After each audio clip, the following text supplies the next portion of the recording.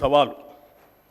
తలకు మించిన రుణభారం ఉన్నప్పటికీ దోబరా ఖర్చులు కట్టడి చేసి ఆర్థిక క్రమశిక్షణతో పాలన ప్రారంభించాం. తద్వారా ఉద్యోగులకు, పెన్షన్దారులకు సకాలంలో జీతాలు చెల్లించడానికి వెసులుబాటు కలిగింది.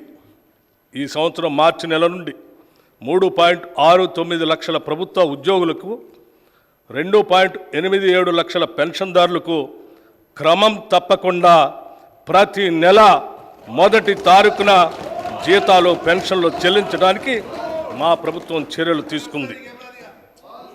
డిసెంబర్ 2023లో మా ప్రభుత్వం రాష్ట్ర ఆర్థిక స్థితిపై శ్వేతపత్రం విడుదల చేసే నాటికి 6,71,757 కోట్ల రూపాయల అప్పులు ఉన్నట్లు తేలింది. గత ప్రభుత్వం చేసిన అప్పులైనా ప్రభుత్వ పరంగా బాధ్యతతో వాటి తీర్చేందుకు అన్ని చర్యలకు శ్రీకారం చుట్టాం.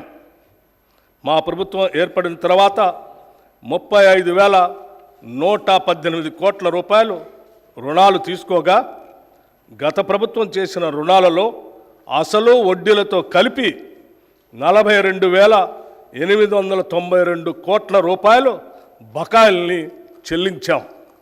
అంటే మా ప్రభుత్వం తీసుకున్న రుణాల కన్నా 7,774 కోట్ల రూపాయలు ఎక్కువగా రుణాలు ఈ కొద్ది నెలల్లోనే చెల్లించడం ద్వారా మా చిత్తశుద్ధి అర్థమవుతుంది. గత ప్రభుత్వం నిర్వాహకం వల్ల చివరికి అప్పులు కట్టడానికి కూడా అప్పులు తీసుకునే పరిస్థితికి రాష్ట్రం దిగజారింది. రాష్ట్ర ఆర్థిక పరిస్థితి ఎంత క్లిష్టంగా ఉన్నా సంక్షేమాన్ని మాత్రం మేము విస్మరించలేదు.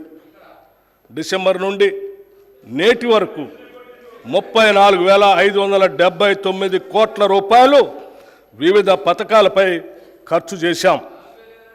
ఈ పథకాల్లో ముఖ్యమైనవి మహిళలకు ఉచిత బస్సు ప్రయాణం, 200 యూనిట్ల ఉచిత కరెంట్, రైతు భరోసా, బియ్యంపై సబ్సిడీలు మరియు చేయూత.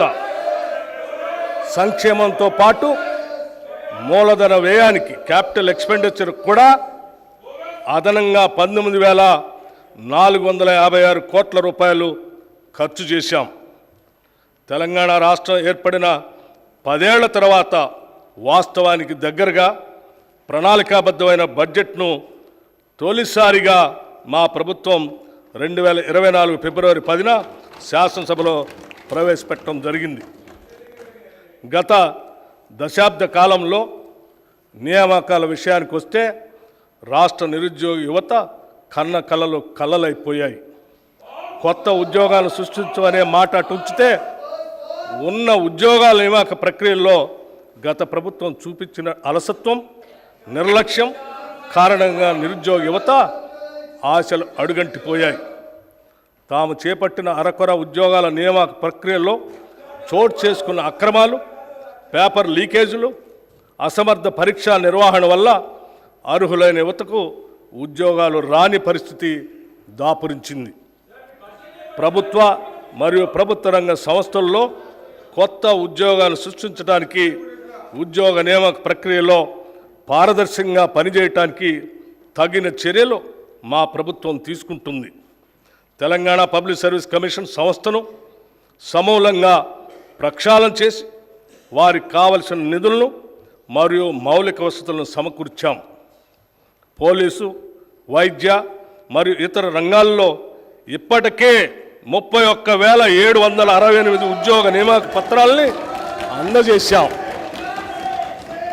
ఉద్యోగ నియామక ప్రక్రియల్లో ఇదివరకు చోటు చేసుకున్న అవకతవకలను సరిదిద్ది నియామక ప్రణాళిక క్యాలెండర్ను త్వరలోనే ప్రకటిస్తాం. గత ప్రభుత్వ వైఫల్యాలను గమనించిన రాష్ట్ర ప్రజలు మార్పును కోరి ఇందిరమ్మ రాజ్యం కోసం కాంగ్రెస్ పార్టీకి అధికారం ఇచ్చారు. తత్ఫలితంగా గౌరవనీయులు శ్రీ రేవంత్ రెడ్డి గారి నేతృత్వంలో కాంగ్రెస్ పార్టీ ప్రభుత్వాన్ని ఏర్పరిచింది.